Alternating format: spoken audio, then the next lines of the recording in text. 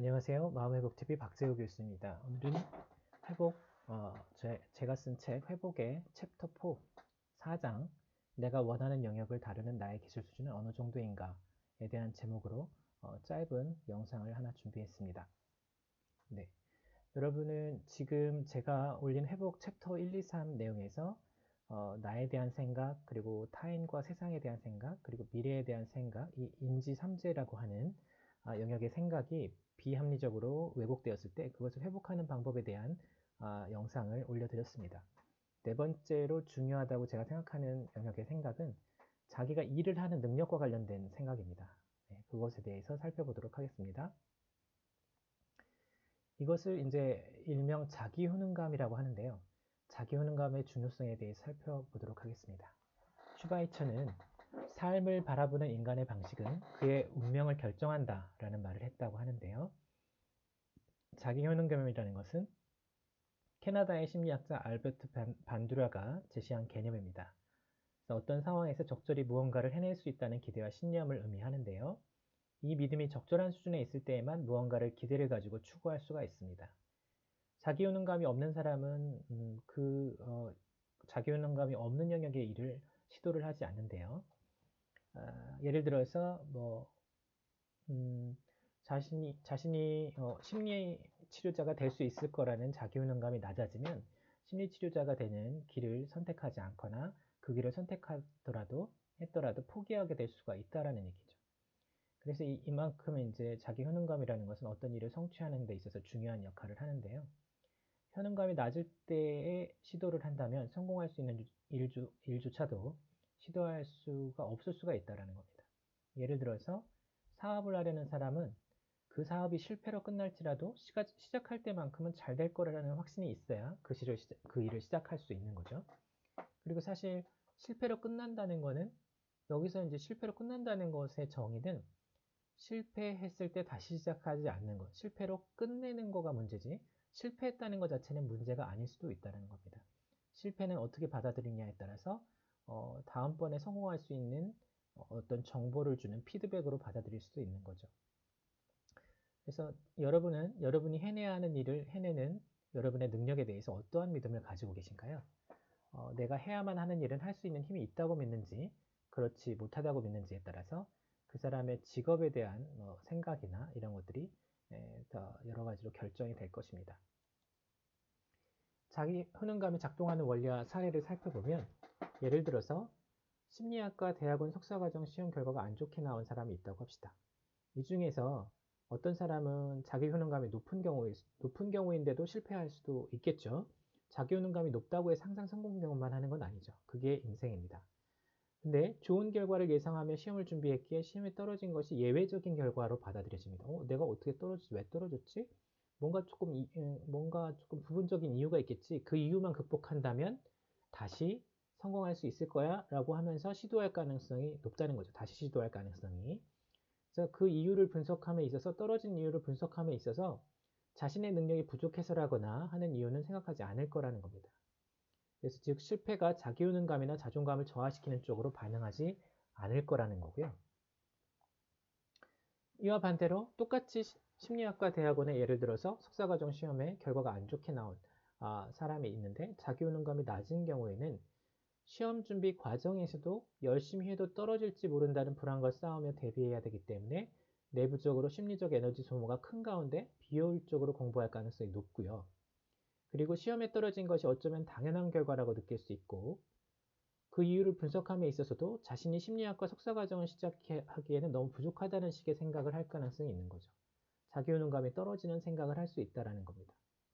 그래서 자기 패배적인 생각으로 자존감과 자기 효능감이 더 낮아질 가능성이 있다는 거죠. 실패 경험으로 인한 타격이 더 크게 된다.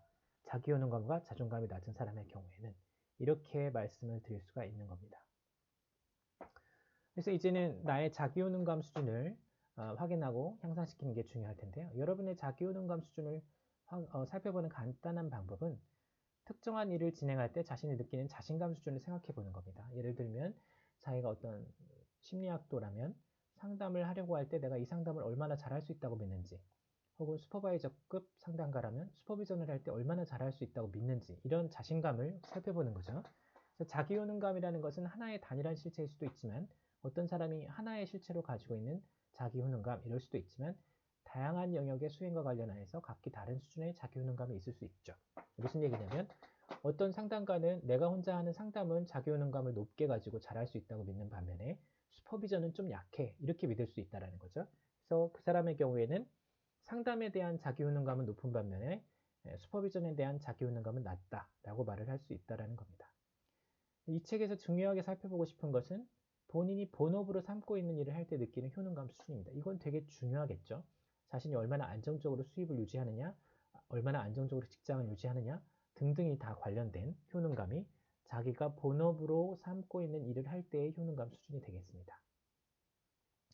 그래서 여러분의 자기 효능감 수준을 확인하고 향상시키는 방법은 이런 워크시트를 작성해 보는 건데요. 회복이라는 책에 저의 저서에 잘 나타나 있으니까 그것을 활용하시고요. 또 여기 이 슬라이드로 제시되고 있는 것을 좀 적어보면서 하셔도 좋겠습니다. 그래서 다음 문장을 완성해 보는 거죠. 나의 본업은 심리학과 교수이다. 상담학과 교수이다. 혹은 심리치료자이다. 혹은 IT 개발자이다. 뭐 이렇게 적어보는 거죠. 자신의 자기 효능감 수준과 관련된 다음의 문장의 가로 부분에 가장 적절한 형용사를 찾아 번호에 부표하세요.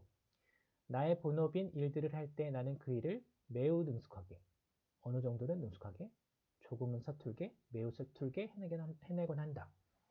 그래서 1이나 2라면 어느 정도 능숙하게 효능감이 괜찮은 수준에 있는 거죠. 그래서 만일 위에서 고른 형용사가 매우 능숙하게나 어느 정도는 능숙하게라면 어느 정도 효능감을 가지고 있는 경우이기 때문에 이거를 바꾸기 위해서 어떤 작업을 할 필요는 없다라고 보는 거죠. 그래서 나는 내 본업과 관련된 일을 능숙하게 해내고 다른 일들도 그와 같이 해낸다 이렇게 말을 할 수 있는데 만일 이제 위에서 고른 형용사가 조금은 서툴게 해내곤 한다 혹은 매우 서툴게 해내곤 한다 이런 거라면 조금 문제가 있으니까 바꿔보자는 겁니다. 이걸 바꾸려고 할 때 어떤 지시를 따라서 바꿔갈 수 있냐면 다음과 같은 절차를 따를 수 있다는 거죠.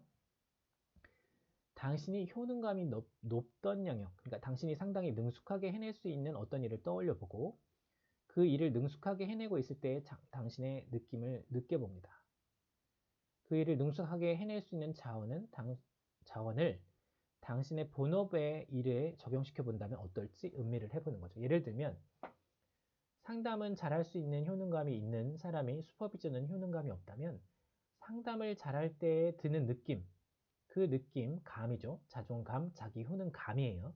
그 감을 느껴보면서 과제인, 자기가 효능감이 낮다고 느끼는 과제인 슈퍼비전을 바라보는 거죠.